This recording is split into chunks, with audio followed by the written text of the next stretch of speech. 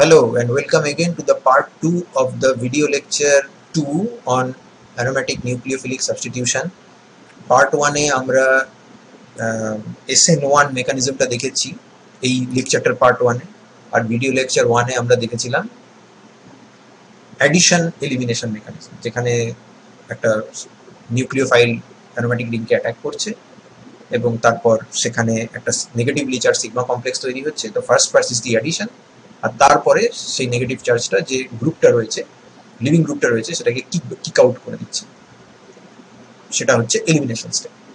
এইবার আমরা যেটা দেখব সেটা হচ্ছে অ্যারোমেটিক নিউক্লিওফিলিক সাবস্টিটিউশনের থার্ড যেটা মেকানিজম আছে, এবং এখানে তুমি একটা অন্য রিঅ্যাক্টিভ ইন্টারমিডিয়েটকে দেখবে যেটা এর আগে সম্ভবত তুমি কোথাও দেখো না।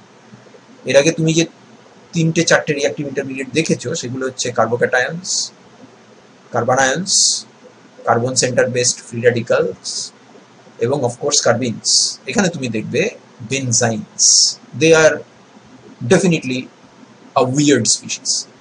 কিছু কিছু অ্যারোমেটিক নিউক্লিওফিলিক সাবস্টিটিউশন আছে যেগুলোর আমাদের এখনো পর্যন্ত যে মেকানিজম দেখেছি অ্যাডিশন এলিমিনেশন এবং SN1, সেটার থেকে একটু কাইন্ড অফ আলাদা। যেমন অ্যারাইল হ্যালাইডস নর্মালি SNAR এ পার্টিসিপেট করে না। SNAR বলতে আমি অ্যাডিশন এলিমিনেশনের কথা বলছি, কিন্তু কোনো অ্যাক্টিভেটিং গ্রুপ না থাকলে করে না, কিন্তু কোনো কোনো সময় করে। এবং সেখানে যে ধরনের নিউক্লিওফাইলগুলো ইউজ করা হয় সেই নিউক্লিওফাইলগুলোর একটা স্ট্রং বেসিসিটি থাকে। হাইলি নিউক্লিওফিলিক হলেই যে হাইলি বেসিক হবে এরকম তো নয়। যেমন iodide is highly nucleophilic, but it is hardly a base because its conjugate acid is so strong that it cannot act as a base. Almost there is no basicity. However, there are strong nucleophiles which are also very good bases. Examples include amide, hydroxide, etc. তো সেই ধরনের extremely strong base যদি থাকে তাহলে এই রিয়াকশনগুলো হয়। এবং সবথেকে বড় কথা হচ্ছে এই যে ইনকামিং যে গ্রুপ, সেই ইনকামিং গ্রুপ যে সবসময় লিভিং গ্রুপ যেখানে আছে সেখানেই বসবে তার কোনো মানে নেই। সে তার পাশের অ্যাডজাসেন্ট পজিশনে বসতে পারে, অর্থাৎ যেটা আমরা ভন রিক্টার রিয়াকশনের ক্ষেত্রে দেখেছিলাম। এটাকে আমরা তখন বলেছিলাম সিনে substitution. So this is an example of a সিনে সাবস্টিটিউশন। এবং এই রিয়াকশনগুলো কিউরিওসিটি জেনারেট করেছিল অনেকদিন ধরে, এবং প্রথম যিনি এগুলোকে নিয়ে সিস্টেমেটিক স্টাডি করেন তিনি হচ্ছেন ক্যালটেকের প্রফেসর জন ডি রবার্টস।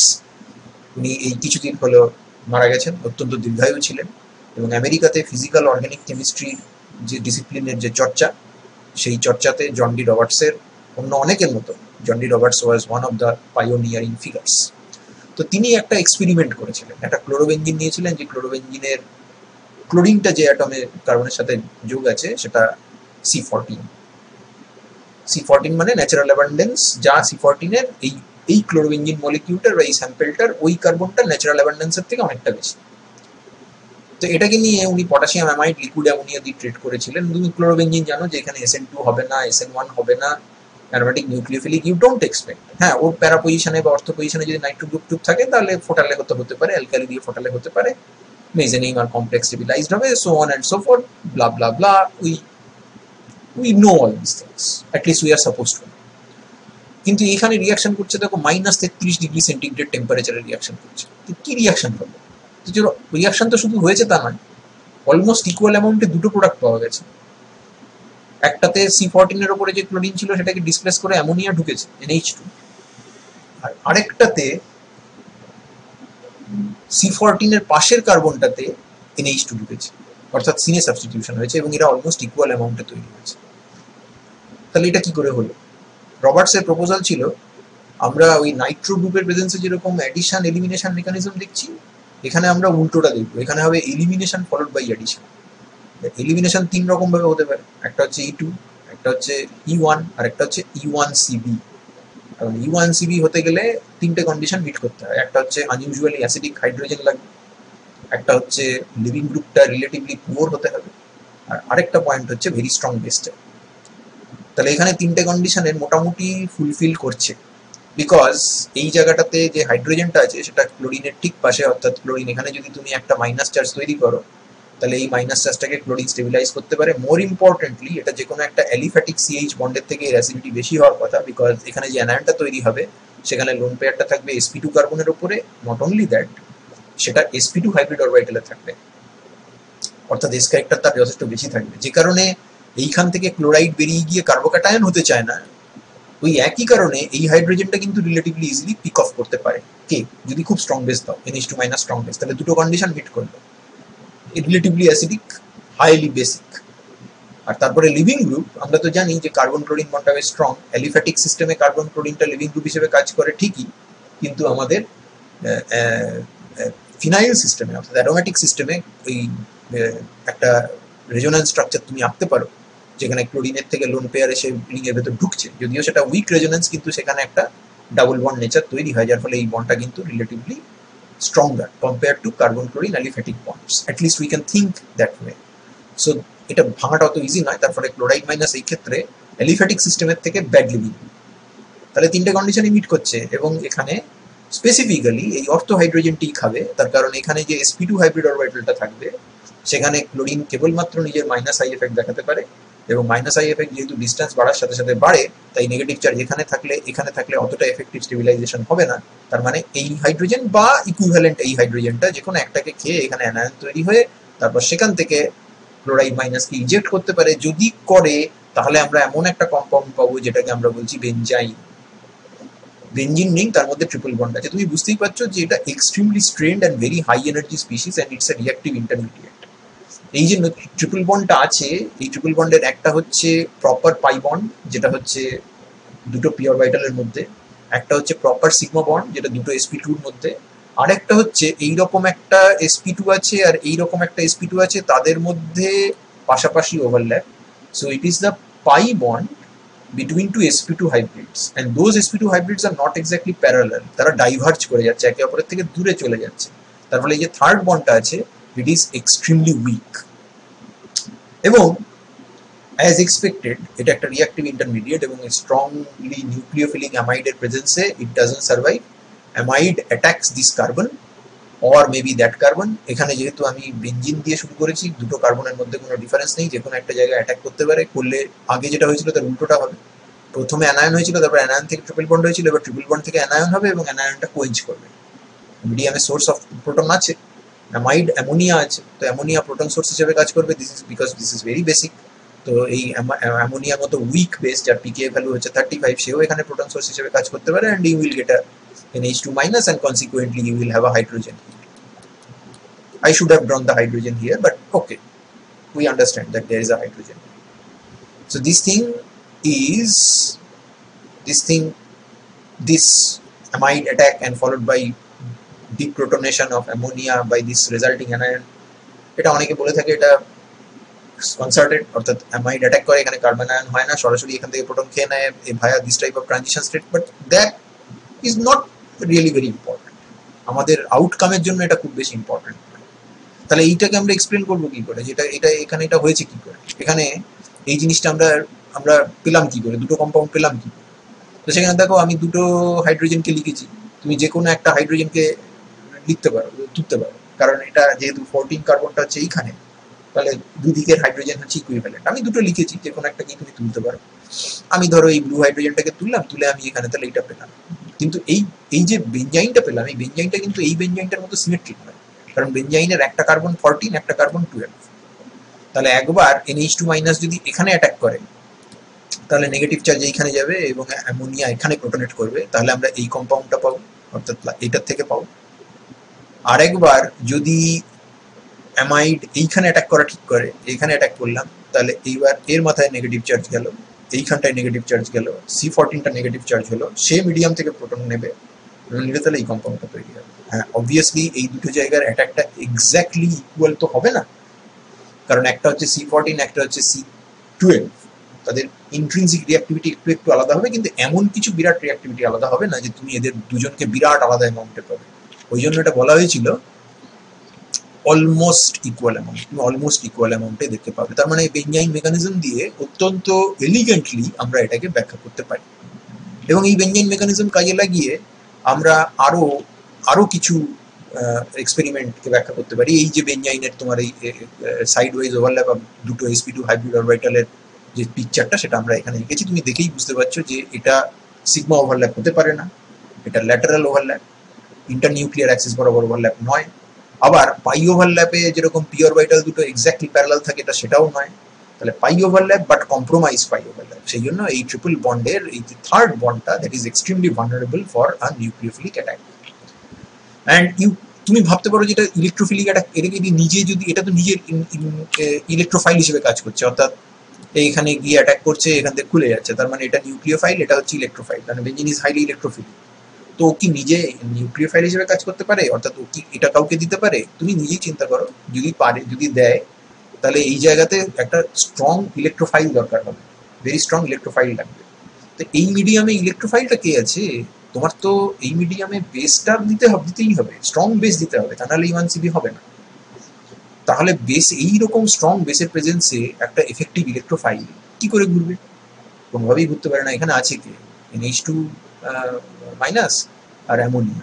তাহলে এখানে তোমার কোনো কার্বনিল বা এই ধরনের কোনো জিনিস বা কোনো অন্য কোনো ইলেকট্রোফাইল এস্টা এই জাতীয় কিছু বা একটা আরএক্স টাইপের জিনিস, সেখানে you cannot expect this things to exist in this medium. NH2 minus তাহলে ওখানে হয় E2 করে দেবে বা SN2 করে দেবে বা কিছুটা করে দেবে। কাজেই এরা unsymmetrical benzene under this reaction condition behaves pretty much like an extremely reactive electrophile. তো দেখা যাক, ঠিক আছে, ওকে। এবার আমি যদি আমার এই যে রবার্টসের এই যে বেঞ্জাইন মেকানিজম সেটাকে এক্সপ্লেন করার চেষ্টা করি। in one other way you can also say যে আমি যদি এখান থেকে ইলেকট্রন বার করি তাহলে এখানে প্লাস চার্জ পড়ে থাকবে, যেমন এখানটায় NH2 মাইনাস অ্যাটাক করলে এখানে মাইনাস চার্জ পড়ে থাকছে, এখানে প্লাস চার্জ পড়ে থাকবে। সো আমার ইলেকট্রোফাইলের সঙ্গে রিয়াকশন করার পরে I will end up with something like this. এটা আরো বেশি important reason. That's actually very bad, because তুমি জানো যে এই জিনিস তৈরি হতে গেলে সেই M2 লাগে, তা না হলে এখান থেকে এই জিনিস তৈরি হয়। তো সেটা না হলে এটা এই sp2 হাইব্রিড অরবিটাল ফাঁকা, sp2 কার্বনের উপর প্লাস চার্জ, এ তো ছেলের হাতের মোয়া নয় যে এমনি তৈরি হয়ে যাবে। কাজেই সেটা আরেকটা বড় কারণ। এখানে প্রথম কথা ইলেকট্রোফাইল নেই, দ্বিতীয় কথা ইলেকট্রোফাইল থাকলেও বেঞ্জাইন তাকে ইলেকট্রোফাইল নিজে নিউক্লিওফাইল হিসেবে কাজ করবে, নিজের গায়ে এত বড় সর্বনাশকে টেনে নিয়ে, এটা হবে না। So this is not going to work. Benzene is an electrophile and it remains so. And so aggressive electrophile that it reacts with anything nucleophile that it can get its hand on. তো এরকম example যদি আমরা আরো কতগুলো অবজারভেশনকে rationalise করার চেষ্টা করি, যেমন 4-ক্লোরোটলুইন, তাকে যদি বেঞ্জাইনের কন্ডিশনে ফেলা হয়, সিনে সাবস্টিটিউশনের কন্ডিশনে ফেলা হয়, লিকুইড অ্যামোনিয়া বয়লিং পয়েন্ট হচ্ছে -33°C, কাজে বার্চ রিডাকশন যেখানে লিকুইড অ্যামোনিয়া ইউজ হয় বা এই রিয়াকশনটা সেখানে টেম্পারেচার -33। তুমি বলতে পারো 60°তে করলে তো রিয়াকশন রেট বেটার হতো। 60°তে করতে পারবে না, কারণ অ্যামোনিয়াটা গ্যাস হয়ে যাবে। তো এখানে দুটো কম্পাউন্ড তৈরি হচ্ছে, একটা এইটা। তাহলে দেখা যাক ডিসপেন্ড করতে পারা যায় কিনা। এই হাইড্রোজেন ইকুইভ্যালেন্ট আমি যে কোনো একটাকে নিলাম, ক্লোরিনের পাশেরটা সবচেয়ে বেশি অ্যাসিডিক, এখানকার হাইড্রোজেনটা লেস অ্যাসিডিক, কারণ এটা অর্থো টু মিথাইল, মেটা টু ক্লোরিন। এবং ক্লোরিন এখানে নিজের মাইনাস আই এফেক্ট দেখাবে, কারণ আমি জানি যে এই যে নেগেটিভ চার্জটা তৈরি হচ্ছে এটা sp2 কার্বনের উপরে আছে, ফলে ক্লোরিন কিন্তু তার কোনো প্লাস আর এফেক্ট কিছু দেখাতে পারবে না। অ্যাসিড স্ট্রেনথেনিং মাইনাস আই এফেক্টটাই এখানে অপারেটিভ। তাহলে এবার E1CB হলো, এখানে ট্রিপল বন্ড হলো। এবার এখানে যে ট্রিপল বন্ড হলো, তাহলে একবার NH2 মাইনাস যদি প্যারা পজিশনে অ্যাটাক করে, তাহলে মেটা পজিশনে নেগেটিভ চার্জ হয়ে মেটা পজিশনে হাইড্রোজেন ঢুকে আমি প্যারাটলুইডিন পাবো। আর সেটা তো নাও হতে পারে, এমন তো হতে পারে যে সে মিথাইলের রেসপেক্টে মেটা পজিশনে অ্যাটাক করলো, তাহলে প্যারা পজিশনে নেগেটিভ চার্জ আসবে এবং সেই জায়গায় প্রোটনেশন হয়ে আমরা মেটাটলুইডিন পাবো। তো এটাও বোঝা যাচ্ছে যে হ্যাঁ, এটাও বেঞ্জাইন রিঅ্যাকশনের বেঞ্জাইন মেকানিজমের থ্রু দিয়ে যেতে পারে। এবং এগুলো যে অ্যাডিশন এলিমিনেশনের থ্রু দিয়ে যাবে না সেটা গিভেন। তার কারণ তুমি যদি অন্য কোনো নিউক্লিওফাইল যাতে অত নেসেসিটি নেই সেটা দিয়ে এদেরকে ফোটাতে থাকো, তাহলে কোনো রিঅ্যাকশনই হয় না। যদি এটা অ্যাডিশন এলিমিনেশনের থ্রু দিয়ে যেত, তাহলে অন্য নিউক্লিওফাইল দিয়েও তো অ্যাডিশন এলিমিনেশন থ্রু দিয়ে যেতে পারতো, সেটা কিন্তু হয় না। এখানে যতক্ষণ না ক্লোরিনের রেসপেক্টে তুমি একটা ইলেকট্রন উইথড্রয়িং গ্রুপ রাখছো এবং সিগনিফিক্যান্ট ইলেকট্রন উইথড্রয়িং গ্রুপ রাখছো, ততক্ষণ রিঅ্যাকশন করা সম্ভব নয়। ওকে, লেট আস মুভ অন। যদি দেখি যে এই ধরনের মেকানিজম ঠিক হয়, তাহলে আমার এইটা অবজারভেশন থাকা উচিত যে এই হ্যালোজেনের পাশে যদি কোনো হাইড্রোজেন না থাকে তাহলে রিঅ্যাকশন হবে না, তাহলে কিন্তু কোনো প্রোটন পাবে না, E1CB হবে না, ট্রিপল বন্ড ওখানে পড়বে না। এবং ঠিক তাই হয়, এইটা কোনো রিঅ্যাকশন হয় না। তার কারণ হাইড্রোজেন কই? HBr যে এলিমিনেট করবে সে হাইড্রোজেনটা নেই, তাহলে হলো। এরপর একটা বেশ ইন্টারেস্টিং এক্সাম্পল আছে, সেটা বলছে 1:1 মিক্সচার অফ ব্রোমোবেনজিন আর 2 ডিউটেরো বা অর্থো ডিউটেরো ব্রোমোবেনজিন। এদেরকে নিয়ে আমি সোডিয়াম অ্যামাইড লিকুইড অ্যামোনিয়ার সঙ্গে রিয়াকশন করছি, কিন্তু সেখানে সোডিয়াম অ্যামাইডটা একটু কম পরিমাণে দেওয়া আছে, অর্থাৎ দুটো জায়গার সাথে যে রিয়াকশন করতে পারে তার রেসপেক্টে কম পরিমাণে দেওয়া আছে। অর্থাৎ এখানে ও হাইড্রোজেনকে খেতে পারে, এখানে হাইড্রোজেনকে খেতে পারে, এখানে অর্থ পজিশন থেকে হাইড্রোজেনকে খেতে পারে, এখানে ডয়টেরিয়ামকে খেতে পারে। হাউএভার ডয়টেরিয়াম কার্বন বন্ড তো কার্বন হাইড্রোজেন বন্ডের থেকে স্ট্রঙ্গার, তার ফলে ডয়টেরিয়ামকে ও জেনারেলি খেতে চায় না। যদি এক্সেস রিয়েজেন্ট থাকে তাহলে ও ডয়টেরিয়ামকেও খাবে, কিন্তু তুমি এক্সেস রিয়েজেন্ট দাওনি, তুমি ইচ্ছে করে যতটা অ্যামাইড দেওয়ার কথা তার থেকে একটু কম অ্যামাউন্ট অফ অ্যামাইড দিয়েছো, তাহলে যখন ও এর সাথে রিয়াকশন করবে কোনো প্রবলেম নেই, যে কোনো দিক থেকেই প্রোটন খেতে পারে। যখন এর সাথে রিয়াকশন করবে তখন কিন্তু এই দিক থেকে প্রোটন খাওয়ার টেন্ডেন্সি অনেক বেশি থাকবে, এটা খাওয়ার টেন্ডেন্সি কম থাকবে। অর্থাৎ অ্যামাইড যখন রিয়াকশনটা করবে তখন এই দুটোর রিয়াক্টিভিটি একরকম হবে না। এই কম্পাউন্ডটা মোর রিয়াক্টিভ হবে, কারণ এখানে যেদিক থেকেই খাক কার্বন হাইড্রোজেন যাবে, এটা রিয়াক্টিভিটি কম হবে, কারণ যেদিক থেকেই খাক একদিকে ডয়টেরিয়ামকে খেতে হবে, ওই রিয়াকশনটা একটু স্লোয়ার। এবং যদি আমরা limited amount of amide ion দিয়ে থাকি তাহলে পুরো কনভার্সনটা তো হবে না। এইটা থেকে কিছু অ্যানিলিন পাবো, এইটা থেকে কিছু অ্যানিলিন পাবো, অ্যানিলিন মানে ডিউটেরিও অ্যানিলিনও পেতে পারি, কিন্তু এই দুটো রিয়েজেন্টই হয়তো কিছু কিছু আনরিয়াক্টেড থেকে যাবে, কারণ আমি unlimited amount of amide ion দিয়েছি। এবার এর রিয়াক্টিভিটি আর এর রিয়াক্টিভিটি যদি এক্স্যাক্টলি ইকুয়াল হতো তাহলে আনরিয়াক্টেড এর মধ্যে এটাও 1:1 রেশিওতেই আমরা পেতাম। তার কারণ এই যতটা রিয়াক্ট করার সুযোগ পেয়েছে এও ইকুয়ালি রিয়াক্ট করার সুযোগ পেত, এবং যেহেতু লিমিটেড অ্যামাউন্ট অফ রিয়েজেন্ট আছে তাহলে এও খানিকটা পড়ে থাকতো, এও খানিকটা পড়ে থাকতো, 1:1 রেশিও। তা তো হবে না, কারণ আমরা তো জানি যে এই জিনিসের রিয়াক্টিভিটি আমার মেকানিজম যদি ঠিক হয়, যেখানে রেট ডিটারমিনিং স্টেপে কার্বন হাইড্রোজেন বা কার্বন ডয়টেরিয়াম বন্ড ভাঙার কথা উঠছে, তাহলে এই সিচুয়েশনে এর রিয়াক্টিভিটি কম হবে, এবং এর রিয়াক্টিভিটি যদি কম হয় তাহলে আমি যখন স্টার্টিং মেটেরিয়ালটাকে রিকভার করবো রিয়াকশনটা limited amount of amide ion দিয়ে শেষ হয়ে যাওয়ার পর, তখন সেখানে এর কনসেন্ট্রেশনটা বেশি থাকবে, এর কনসেন্ট্রেশনটা কম থাকবে, কারণ এটা মোর রিয়াক্টিভ, এটা বেশি খরচা হয়ে গেছে, এটা লেস রিয়াক্টিভ, এটা কম খরচা হয়েছে। তাহলে রিকভার্ড স্টার্টিং মেটেরিয়ালে 2 ডিউটেরিও ব্রোমোবেনজিনের কনসেন্ট্রেশনটা বেশি থাকবে, আনরিয়াক্টেড স্টার্টিং মেটেরিয়ালের মধ্যে এইটার কনসেন্ট্রেশনটা বেশি থাকবে, কারণ এটা লেস রিয়াক্টিভ। কেন লেস রিয়াক্টিভ? তার কারণ এইদিকে দুটো হাইড্রোজেন খেতে পারে, এখানে ডয়টেরিয়াম খেতে পারে, which is another way of saying that I am getting a sort of a PKI, এবং সত্যি সত্যি যদি কেউ PKI মাপে তাহলে দেখবে যে এই KH/kD ভ্যালুটা 5.7 PKI দেখাচ্ছে, which is consistent with this mechanism, যে মেকানিজমে বলা হয়েছে that this is the actually the slow step of the reaction. Okay, so that also can be explained by the mechanism that Roberts proposed. এরপর যেটা আছে সেটা CU এর অত্যন্ত favourite question, সেটা হচ্ছে অর্থোব্রোমোঅ্যানিসোল এবং মেটাব্রোমোঅ্যানিসোল এই দুটোকে যদি সেপারেটলি NaNH2 লিকুইড অ্যামোনিয়া দিয়ে ট্রিট করা যায় তখন তারা সেম প্রোডাক্ট দেয়, মেটা অ্যানিসিডিন। অ্যানিসিডিন মানে মাথায় রাখো OMe আর NH2, তার মানে এটা অর্থোব্রোমোঅ্যানিসোল, এটা হচ্ছে মেটাব্রোমোঅ্যানিসোল, এদেরকে একই কন্ডিশনে অবভিয়াসলি -31°C ট্রিট যদি করো তাহলে এখানে মেটা অ্যানিসিডিন তৈরি হবে। এটা কেন হলো? প্রথমত NaNH2 লিকুইড অ্যামোনিয়া দেখি তোমার মাথায় আসা উচিত যেটা সিনে সাবস্টিটিউশন। তাহলে এই সিস্টেমের জন্য দেখো খেয়াল করে একটা মাত্র সবেদন নীলমণি একটাই হাইড্রোজেন আছে অর্থ পজিশনে, ওটাকেই খাবে, যে এখানে ট্রিপল বন্ড তৈরি হবে। এবার এই যে ট্রিপল বন্ড তৈরি হলো, এই যে বেঞ্জাইন ইন্টারমিডিয়েট, এই বেঞ্জাইন ইন্টারমিডিয়েটের ওপরে তুমি যখন নিউক্লিওফিলিক অ্যাটাক করবে সেই ইস্যুটা আমরা পরে ডিল করব, কিন্তু তার আগে আমরা দেখি যে অর্থোব্রোমোঅ্যানিসোল থেকে যেরকম এই বেঞ্জাইনটা তৈরি হতে পারে, মেটাব্রোমোর কি অবস্থা।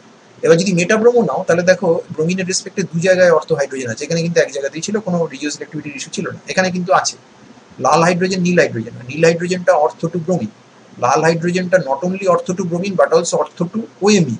এবার আমরা তো জানি যে এই জায়গাতে যদি প্রোটন খায় তাহলে এখানে নেগেটিভ চার্জ এলে সেটা sp2 হাইব্রিড অরবিটালের উপরে থাকবে, ফলে OMe ঠিক আগে যেরকম SN1 এর ডিসকাশনের সময় আমি বললাম OMe প্লাস আর এফেক্ট কিছু না, এখানে OMe হচ্ছে -i ইলেকট্রন উইথড্রয়িং এফেক্ট দেখাবে। তাহলে এখানে দুটো ইলেকট্রন উইথড্রয়িং গ্রুপ আছে লাল হাইড্রোজেনকে বেরিয়ে গেলে তার নেগেটিভ চার্জকে স্টেবিলাইজ করার জন্য, যেটা এর ক্ষেত্রে মাত্র একটা, কেবলমাত্র ব্রোমিন। তাহলে অবভিয়াসলি লাল হাইড্রোজেনের অ্যাসিডিটি বেশি হবে এবং তার ফলে লাল হাইড্রোজেনটাই যাবে। লাল হাইড্রোজেনটা যদি যায় তারপর সেখান থেকে এখানে নেগেটিভ চার্জ পুশ করে এখান থেকে Br- কে বের করে দিতে পারে, তাহলে সেম আমরা বেঞ্জাইন ইন্টারমিডিয়েট পাবো ইরেসপেক্টিভ অফ আমরা অর্থ ব্রোমোঅ্যানিসোল থেকে শুরু করি কি মেটাব্রোমোঅ্যানিসোল থেকে শুরু করি। আচ্ছা, শুরু করে তারপরে আমরা যে এই কম্পাউন্ডটা এই যে কম্পাউন্ডটা এখান থেকে পেলাম, এই জিনিসটা আমাদের এখানটায় তাহলে NH2 মাইনাস যখন অ্যাটাক করবে, এবার NH2 মাইনাস যখন অ্যাটাক করবে তখন সিচুয়েশনটা কি দাঁড়াবে? সিচুয়েশনটা এরকম দাঁড়াবে, NH2 মাইনাস যদি এখানে অ্যাটাক করে তাহলে এইখানটায় হয়ে যাবে মাইনাস, আর NH2 মাইনাস যদি এখানে অ্যাটাক করে তাহলে এইখানটায় হয়ে যাবে মাইনাস। এটা আমি তোমাদেরকে একটুখানি এঁকে দেখিয়ে দিই জিনিসটা কিরম হচ্ছে। So I have something like this.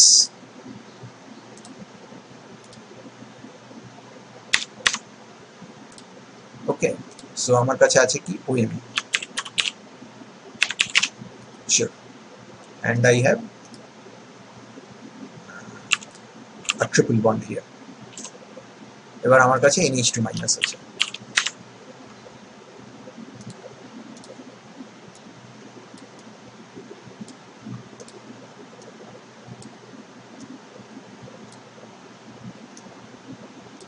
তাহলে একবার এখানে অ্যাটাক করতে পারে, যদি করে তাহলে এটা তৈরি হবে। So what do I get? একই রকম ভাবে এঁকে নিই, জাস্ট এই জায়গাটাতে 2 লিখে এখানটাতে আমার NH2 অ্যাটাক করেছে, এখানে মাইনাস, এবং A যদি তারপরে অ্যামোনিয়া থেকে প্রোটন খায়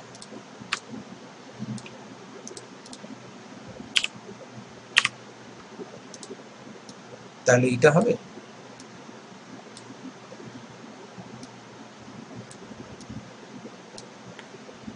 তাহলে আমার মেটা অ্যানিসিলিন কম্পাউন্ডটা তৈরি হয়ে যাবে, যেটা তৈরি হচ্ছে, কিন্তু আমাকে তো ব্যাখ্যা করতে হবে যে কেন এটা তৈরি হচ্ছে। আচ্ছা, আর কি অপশন ছিল? সেই অপশনটা হচ্ছে NH2 মাইনাস যদি অর্থ পজিশনটাতে অ্যাটাক করে, এটাকে জাস্ট ঘুরিয়ে দাও আর এইটাকে এইখানে নিয়ে চলে আসো। So if it chooses to attack this ortho position, যদি অ্যাটাক করে তাহলে আমার এইটা পাওয়া উচিত, এখানে NH2 এবং এইখানটায় মাইনাস চার্জ। অলরাইট, এবার যদি আবার আমরা প্রোটনেশনটা চুজ করি তাহলে এটা হওয়া উচিত, এবং সেখান থেকে আমার এই কম্পাউন্ডটা পাওয়া উচিত, সরি এই কম্পাউন্ডটা পাওয়া উচিত। What is going on? এইটা পাওয়া উচিত, কিন্তু এটা আমরা পাচ্ছি না, এটা আমরা পাচ্ছি this one is what we are getting, this one is what we are not getting। তাহলে ডেফিনেটলি আমাদের এই যে লাল রঙের যে অ্যানায়নটা আছে, that one is more stable than the নীল রঙের অ্যানায়ন। তা লাল রঙের অ্যানায়নটার স্টেবিলিটির পেছনে কারণটা কি? লাল রঙের অ্যানায়নটা মোর স্টেবল বিকজ এই যে sp2 হাইব্রিড অরবিটালের উপরে যে নেগেটিভ চার্জ আছে, যেটা আমরা এখানেও দেখিয়েছি, sp2 এর উপরে নেগেটিভ চার্জ আছে, তার মানে এখানে যা যা সাবস্টিটিউয়েন্ট থাকবে তারা যদি মাইনাস আই এফেক্ট দেখাতে পারে তো ঠিক আছে, প্লাস আর এফেক্ট দেখায় কি দেখায় না সেটা ইম্পর্টেন্ট নয়, এটাও প্লাস আর এটাও plus R, but they are also minus I effect exerting substituents. তাহলে এই জায়গার নেগেটিভ চার্জ দুটো নেগেটিভ, মানে দুটো ইলেকট্রন উইথড্রয়িং গ্রুপকে পাচ্ছে, এইখানকার নেগেটিভ চার্জ অনলি একটা ইলেকট্রন উইথড্রয়িং গ্রুপকে পাচ্ছে, সো এটা মোর স্টেবল। তাহলে এইটার ফর্মেশনের জন্য যে ট্রানজিশন স্টেট সেটাও মোর স্টেবল। তাহলে এইখান থেকে মেটা পজিশনে অ্যাটাক করে এই অ্যানায়ন তৈরি করাটার টেন্ডেন্সি ওই একই বেঞ্জাইন থেকে অর্থ পজিশনে অ্যামাইডের অ্যাটাক করে মেটা পজিশনে অ্যানায়ন তৈরি করার টেন্ডেন্সির থেকে বেশি হবে, এটা বেশি তাড়াতাড়ি তৈরি হবে, and it will eventually lead to the formation of this particular regioisomer of the product anisidine. So এইখানটায় স্টাডি মেটেরিয়ালে এটা আমরা মিস করে গেছি, but that is what we need to show in our answers. I will modify the study material accordingly and supply it, but video lectures completion এর জন্য আমরা এটাকে আলাদা করে এঁকে বুঝে নিলাম। ওকে, অ্যাডিশন এলিমিনেশন মেকানিজম যখন এখানে যখন আছে, যখন আমরা অনেক সময় এটা অনেক সময় বলে থাকি যে এই ধরো একটা ডাইডিউটেরো সাবস্ট্রেটের ওপরে তুমি যদি NH2 মাইনাস দিয়ে রিয়াকশন করো তাহলে সেখানে এই ধরনের সিনে সাবস্টিটিউশন হতে পারে, এবং এখানে যদি দুটো ডয়টেরিয়াম থাকে তাহলে যে কোনো একটা ডয়টেরিয়ামকে তুলে নেওয়ার পর বেঞ্জাইনটা এখানে তৈরি হবে, NH2 মাইনাস এখানে যদি অ্যাটাক করে তাহলে আমরা এই কম্পাউন্ডটা পাবো, NH2 মাইনাস যদি এখানে অ্যাটাক করে তাহলে আমরা এই কম্পাউন্ডটা পাবো, এখান থেকে দুটো আলাদা আলাদা প্রোডাক্ট তৈরি হবে।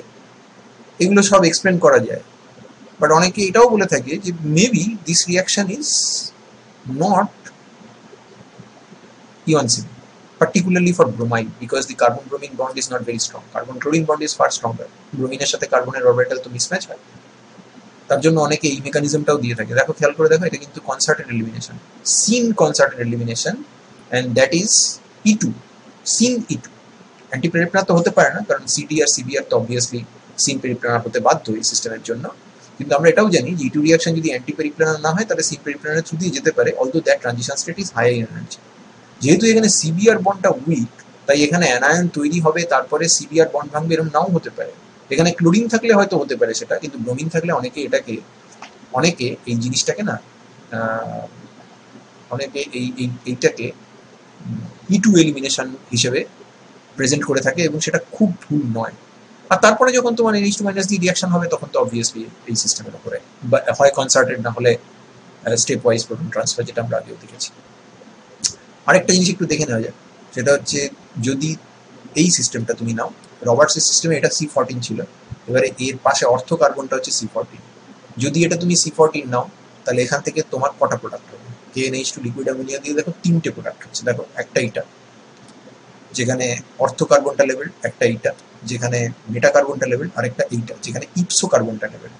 এগুলো হচ্ছে কি করে? প্রথমে এই সিস্টেমটার দিকে দেখো, এইখানে এটা C14 আছে, তার রেসপেক্টে ক্লোরিনটা অর্থ, তাহলে ক্লোরিনের রেসপেক্টে দুটো হাইড্রোজেন আছে যেটা খেতে পারে, একটা লাল একটা নীল, যে কোনো একটা খাবে। যদি লালটা খায় তাহলে এই বেনজাইন ইন্টারমিডিয়েট তৈরি হবে, এটা হোপফুলি তোমাদের কাছে এটা ক্লিয়ার। যদি এইটা তৈরি হয় তাহলে এই NH2- এখানেও অ্যাটাক করতে পারে, এখানেও অ্যাটাক করতে পারে, কারণ এখানে তো আর কোনো আলাদা করে কোনো ইলেকট্রন উইথড্রয়িং গ্রুপ টুপ কিছু নেই, একটা শুধু C12, একটা শুধু C14, তার মানে কিছু কম কিছু বেশি দুটোই এটা কি সম্ভব।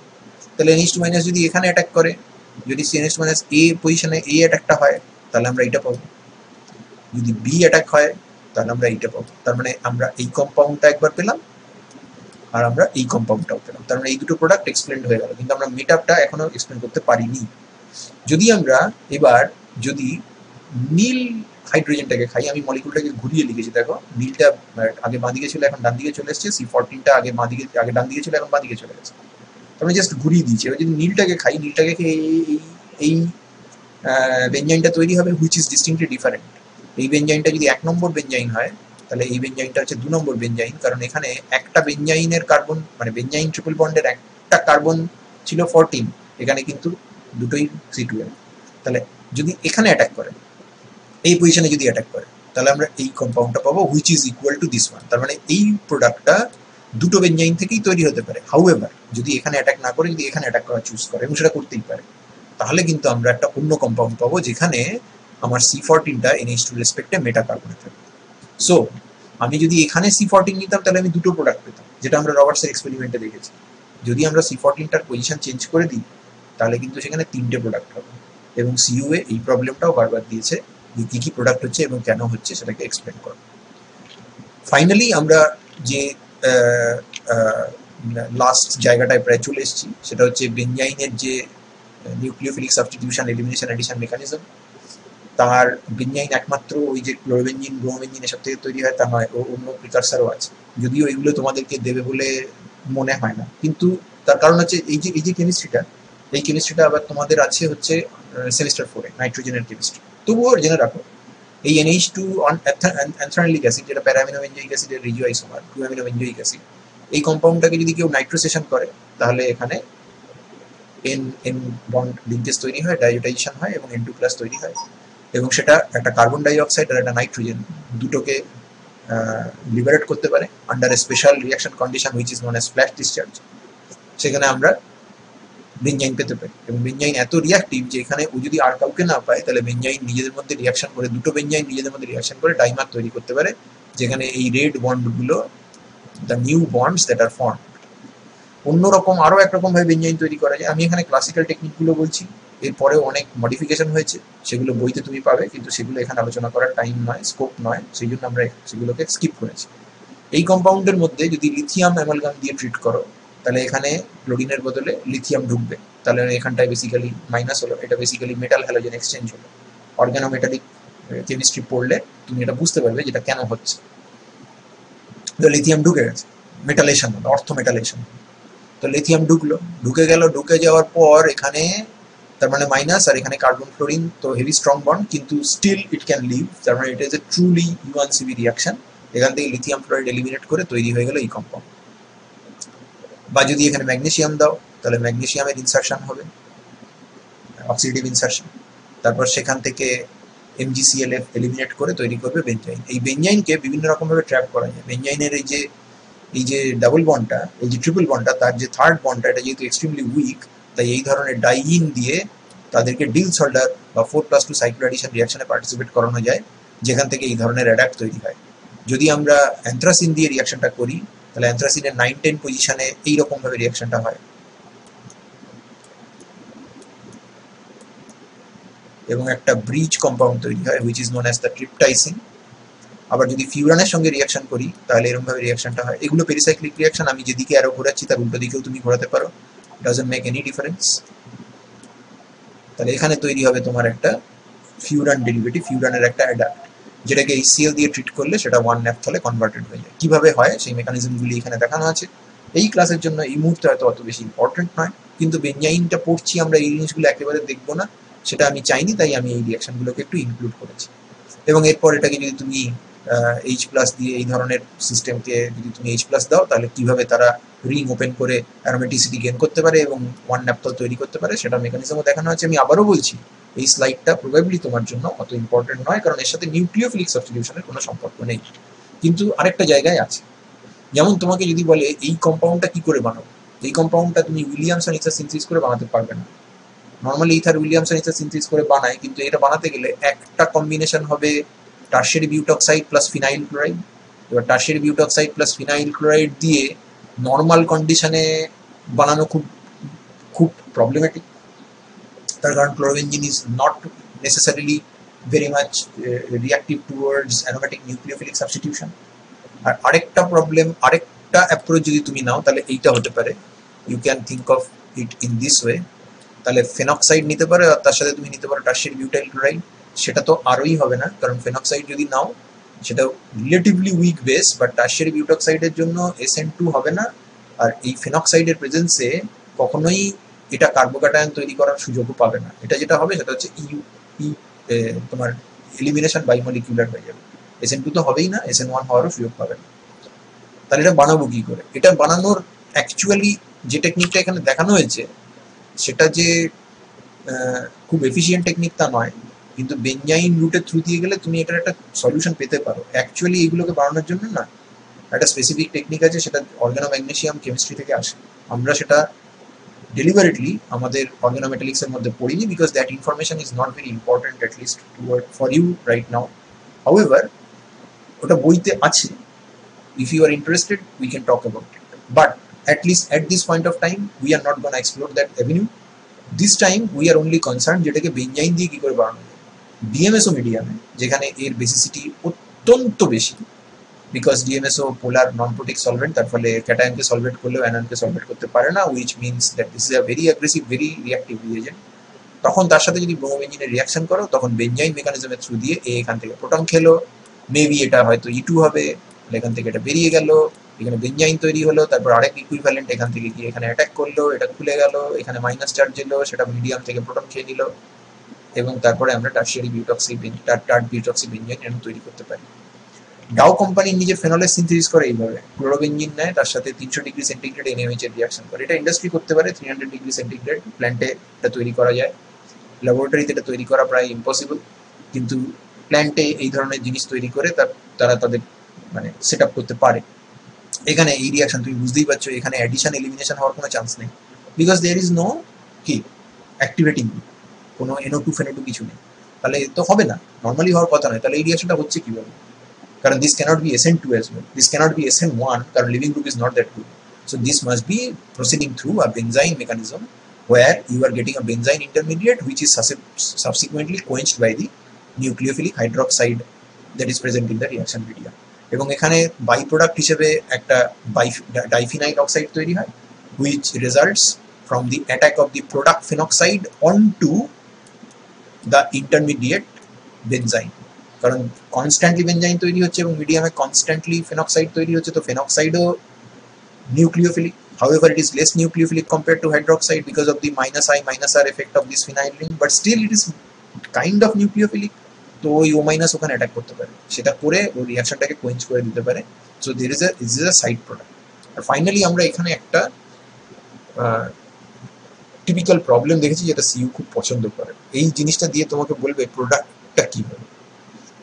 So if you look at this thing, KNH2 liquid ammonia and I have aryl chloride, you immediately think that this should go via benzene. তো বেনজাইন যদি হতে হয় ক্লোরিনের পাশের হাইড্রোজেনকে খাবে, তো খেয়েছে, এই হাইড্রোজেনটা ছিল এখানে, সেটাকে খেয়েছে,